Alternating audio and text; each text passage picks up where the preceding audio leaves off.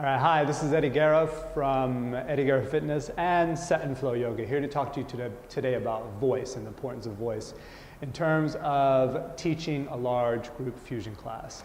So, talking about voice, main thing, right? You got to be heard. So you have to make sure that when you're speaking in the class that the person in the back row can hear you as well as the person in the front row. You want to be able to project without screaming. Sometimes things might happen, like the microphone might break or something's wrong with the sound system, so you want to make sure you practice projecting. Voice in terms of bringing people up and bringing people down, that's probably the most important thing. So I'm going to give you an example. If you wrote out a class that you start off soft, right? So they have a type of yoga type of opening and the music is soft and everything, but you come into the classroom and the people in there are already excited. They're talking, they're taking selfies, it happens. And they're, chatting with one another and the energy in the room is up. You have two choices. Choice one is abandon whatever you wrote and just go with the flow of class, which I've done before and that works well. Choice two, if you want to keep the class that you program, then you have to bring them down. So what happens, you walk in like, hey everybody, we're gonna have a great class today. My name is Eddie. Is anybody brand new? All right. So what I like to do is start to just come down to your mat, crisscross your ankles, sit up nice and tall. Now you've started where they were at, they were excited. You were there with them, but then you brought them down. As opposed to them being excited, you walking in there, be like, okay, now we're going to crisscross our ankles and start. You'll lose them right away. So you want to get their attention first, meet their energy level, then bring them down. Or option two is just abandon that completely and just kind of go with the flow. Also, the voice, right? You want to make sure you have peaks and valleys.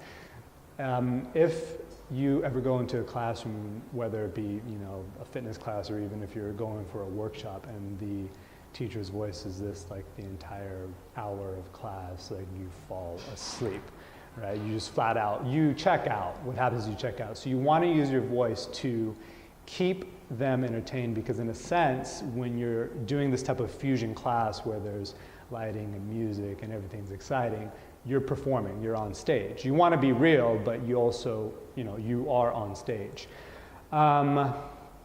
Voice in terms of cueing, so this is important.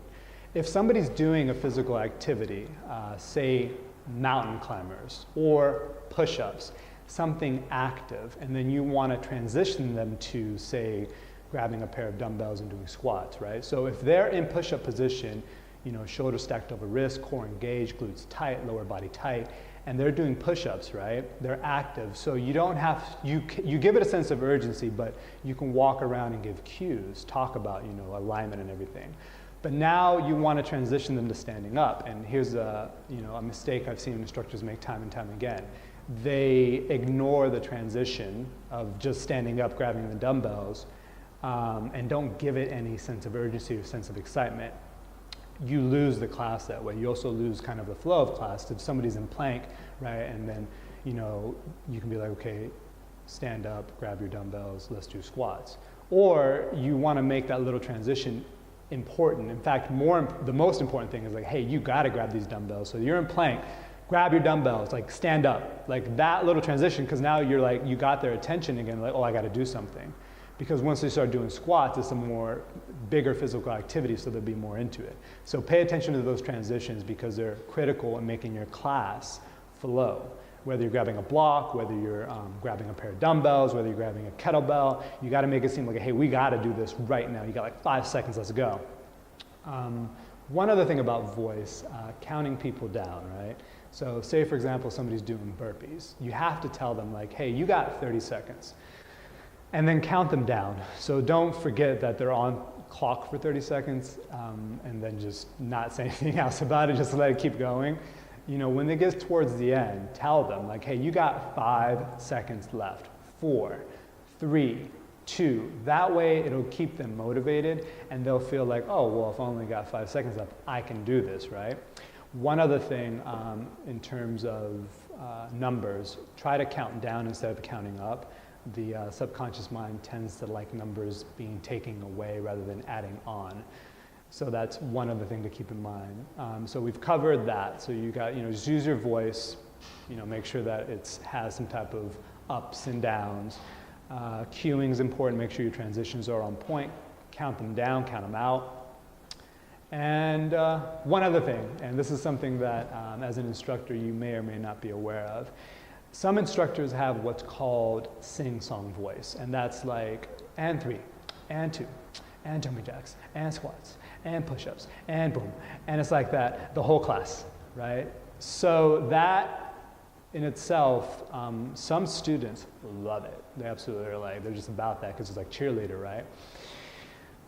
However, that in itself, if you just do it the whole time, that also can be repetitive, monotonous. It becomes white noise, people tune it out. So if you are an instructor that does that, you know, keep it if it works for you, as long as you're aware that you're doing it and it's not a default.